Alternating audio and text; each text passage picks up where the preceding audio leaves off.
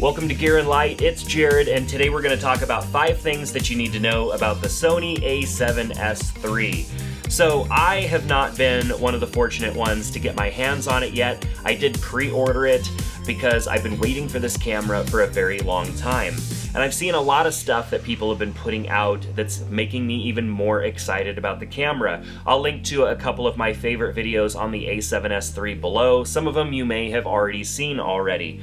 But here are 5 things that I think are important to consider about this camera, and maybe they will help you make a decision as to whether or not you should stick with the a7s II that you may already have, the a7 III that I'm filming on right now, or maybe even upgrade when the camera does become available. Of course, it is available for pre-order. So I'm going to be doing comparisons as well. I do own the a7 III, which I'm looking into right now. I have the a7R IV, and I'll have the a7s III as soon as it gets here. So make sure to subscribe to the channel because I will have comparison videos comparing photo and video capabilities with all of the cameras. So the first thing that you need to consider when thinking about this camera is that Sony did go video first with this camera.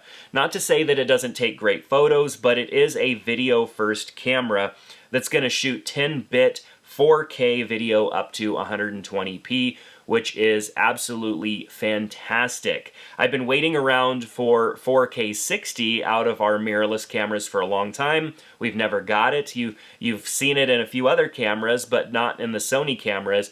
And they just decided, you know what? 4K 60 just doesn't cut it anymore. We're going to give you 120.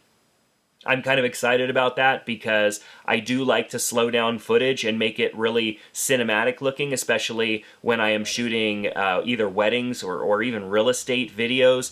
I like to be able to slow movements down and just make them feel really cinematic. And having that 120p in 4K is going to be amazing for that, because in the past you would have to go down to 1080p and then upscale your footage, and I just never liked that. There was a clarity difference. I just didn't like doing that. So this camera is also going to shoot great images. The very first Sony mirrorless camera that I bought was the a7s. I wanted to buy it to shoot in low light because I knew that it was a great low light camera, but I was blown away at the image quality I was getting. Even though it was only a 12 or so megapixel image, the images were great. And so my first Sony camera was the a7s. And that camera, with its small megapixels, was shooting fantastic images that I absolutely loved. I got it to shoot video in low light, but I ended up shooting a lot of photos with it in all aspects of light as well, and that's what made me fall in love with Sony in the first place. So I'm okay with the 12.1 megapixel. Essentially, that's a 4240 by 2832 size image. That is big enough for most things we do these days. We're not printing our images so much anymore, and so you don't really need that resolution. The only reason you would want higher resolution is so you can crop in on your photo. But if you compose your shot in the right way from the get-go, then you don't really have to worry about that. You're not going to need that extra crop space.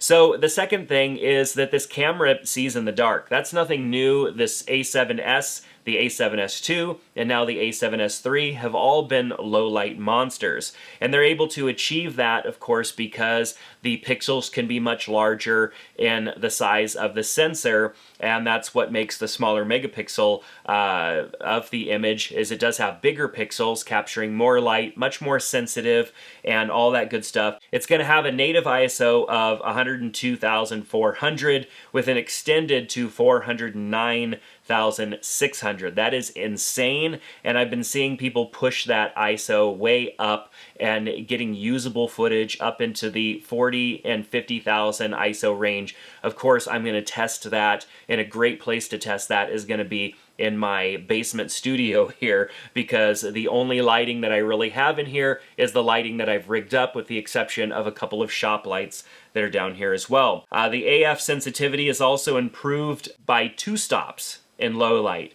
So your autofocus, being able to achieve autofocus in lower light situations, that's been improved by 2 stops. It's the same on the high end, which is fine. Autofocus is usually fine in bright situations. But often it is hard to achieve autofocus in lower light situations. We're getting 2 stops of improved range there, sensitivity in low light, which is awesome. I'm excited for that. So the third thing is the massive improvements to autofocus. I just talked about one, low light sensitivity, but this camera has the most phase and contrast detection points of any A7 camera at 759 phase and 425 contrast. That actually beats out the A9 II camera. This camera is going to lead in autofocus tracking, which I'm excited because in video, autofocus tracking has been getting so good that we no longer need to rely so much on manual focus, have a separate focus puller, somebody pulling focus, because we can't rely on the camera.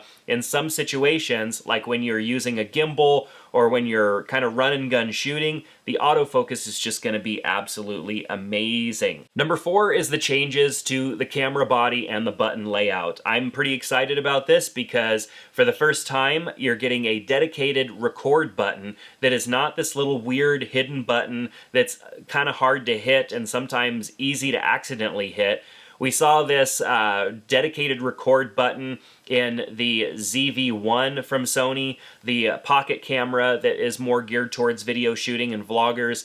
Now we're getting a dedicated record button, which is awesome. We're also getting a dedicated AF on button with a variety of customization. We've seen dedicated AF on buttons on some of the other cameras. I know my A7R4 has one, but it's also going to work in manual focus mode as a focus track option.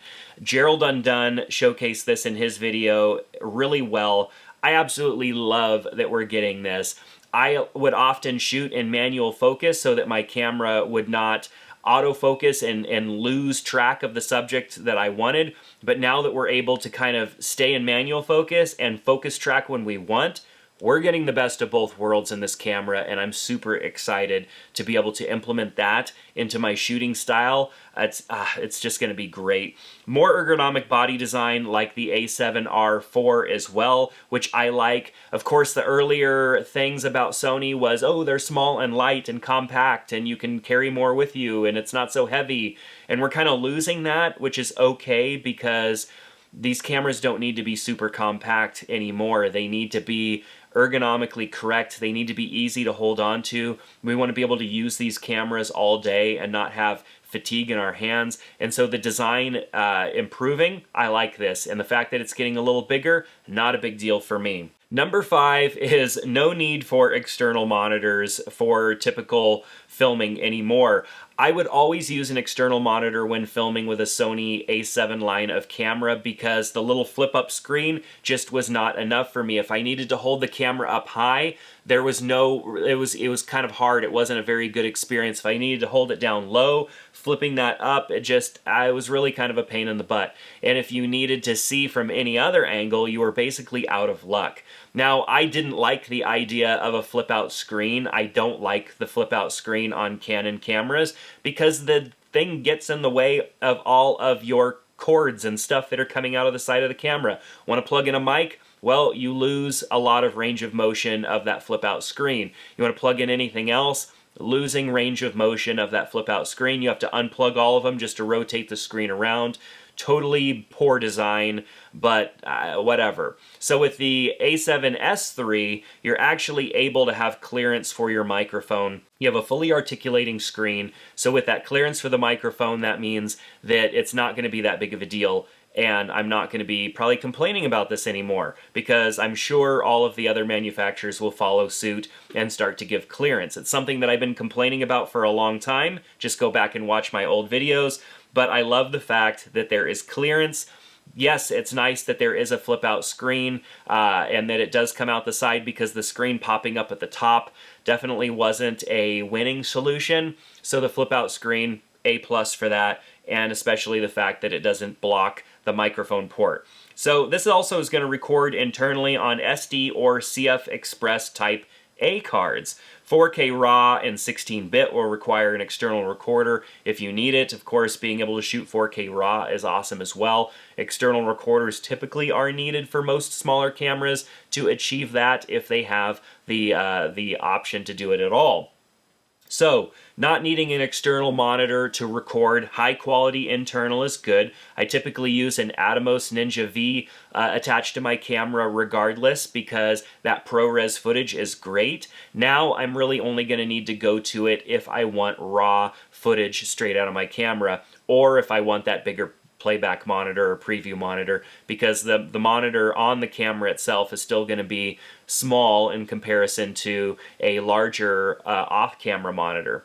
So with that said, those are 5 things that I think are pretty important. You could probably tell by the excitement in my voice and in this video that I'm looking forward to getting my camera. I'll be putting a lot of content out on the topic of that camera, comparing it to others, talking about how I use it, and showcasing how I use it in my workflow and in the different types of photography and video production that I do. So make sure to subscribe to the Gear and Light channel. Also make sure to subscribe to the Gear and Light newsletter. It's about a twice monthly newsletter where I share tips, tricks, some latest news, some topics, some other videos that I found super useful and interesting, and it's all around just a great newsletter to get around photography and hybrid shooting video. For those of you that want to see some of the things that I find and that I find useful, I think you'll find it useful as well, so make sure to subscribe to that. Link is down in the description. If you want to pre-order the camera, link is down below as well. Clicking on that link and pre-ordering it through that link helps support the channel here through the affiliate links down below, so make sure to check that out. But that's going to do it for today. Thanks so much, and I hope to see you back here soon on Gear and Light.